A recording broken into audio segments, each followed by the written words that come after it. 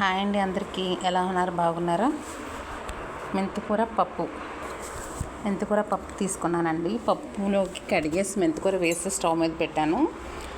పులుపు కాదు కదా, ఉడుకుతుంది మెంతికూర ఉడికిందండి. నేను దానిలో 2 పచ్చిమిరపకాయలు, 1 ఉల్లిపాయ కట్ చేసి వేసాను. అలాగే 1 టమాటో కూడా వేసాను. చింతపండుకు బదులు నేను మామిడికాయ వాడుతున్నానండి. చాలా బాగుంటుంది, ట్రై చేయండి. హెల్త్కి కూడా చాలా మంచిది. మామిడికాయ కూడా వేసి కొద్దిగా ఉడికిన తర్వాత దానిలో కొద్దిగా కారం,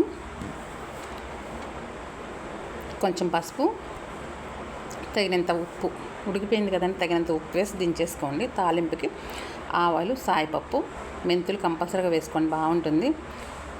జీలకర్ర, కరివేపాకు, ఎండుమిరపకాయలు. ఇలా సన్న ఎండుమిరపకాయలు అయితే చక్కగా నంచుకొని తినొచ్చండి.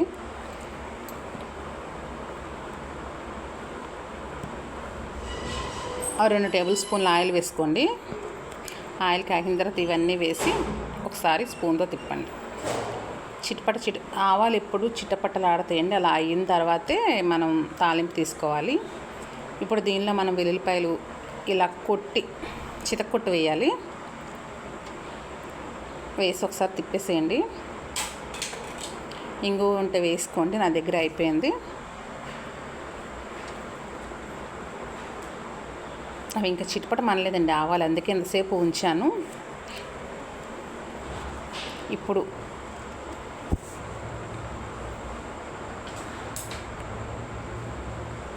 మెంతులు కూడా హెల్త్కి చాలా మంచిది కదండి. ఇలా పప్పుల్లో కానీ, రసం, సాంబారు, పచ్చళ్ళలో, తాలింపులో వేసుకుంటే చాలా మంచిది.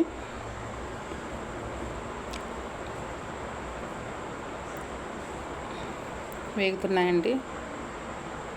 ఓకే, ఇప్పుడు స్టవ్ కట్టేసుకోవచ్చు. అలా ఉంచిన ఎక్కువసేపు మాడిపోతే తాలింపుని ఇలా మెదిపి ఉంచుకున్న పప్పులో వేసేసుకోండి. వేసుకుని ఒకసారి తిప్పుకొని